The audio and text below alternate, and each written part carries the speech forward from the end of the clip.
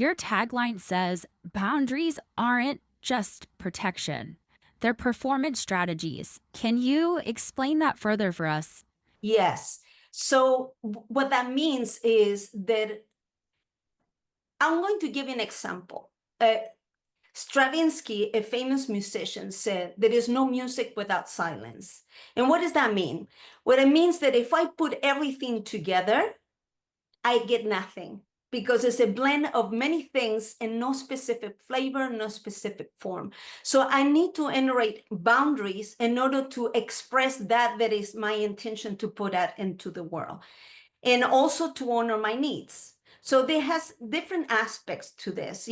On one end is about understanding that if I want to give more, I need to have more fuel. Where is that fuel coming from?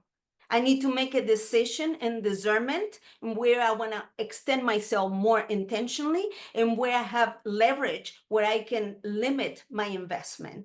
And that decision can be based on efficiency, but also have to do with emotional intelligence, because a lot of times we have underlying causes that is making us to make certain decisions that they are really unconscious and not really intentional or aligned with our vision or with our purpose or with our goal.